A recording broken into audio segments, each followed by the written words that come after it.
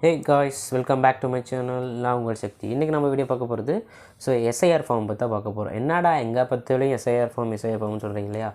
ஆமாங்க, இதை பற்றின டீட்டெயில் வீடியோ ஆல்ரெடி நம்ம போட்டிருக்கோம், எப்படி எஸ்ஐஆர் ஃபார்ம் ஃபில் பண்ணுறது அப்படின்றது. அந்த வீடியோ சேனலில் பார்த்துட்டு வந்துடுங்க. எல்லாம் அதோட லிங்க் நான் டிஸ்கிரிப்ஷனில் கொடுத்துட்றேன். என்னோட சேனலுக்கு நீங்கள் புதுசு வந்திருக்கீங்க, மறக்காம சேனல் சப்ஸ்கிரைப் பண்ணி பக்கம் இருக்க பெல் ஐக்கானில் கிளிக் பண்ணிங்கன்னா ஃபஸ்ட் ஆப்ஷனே கிளிக் பண்ணிங்கன்னா நான் போகிற வீடியோ எல்லாமே உங்களுக்கு வரும், உடனே வரும். ஓகேவா? இப்போ அந்த எஸ்ஐஆர் ஃபார்ம் பற்றி என்ன சொல்லியிருக்காங்க அப்படின்னா, அந்த ஃபார்ம் ஃபில் பண்ணி கொடுக்கக்கூடிய கால அவகாசம் நீட்டி எடுத்துக்காங்க. சரிங்களா? இது டிசம்பர் 4 கம்ப்ளீட் ஆகிற மாதிரி இருந்தது. இப்போ டிசம்பர் 16 வரையும் எக்ஸ்டெண்ட் பண்ணியிருக்காங்க. என்னென்னா, இப்போ ஆன்லைன்லேயே பார்த்தீங்கன்னா நிறைய கிட்டத்தட்ட 58.8% பேர் ஆன்லைன்லேயே பண்ணிட்டாங்க. ஏன்னா அதில் ஒரு ரெஸ்ட்ரிக்ஷன் இருக்குது.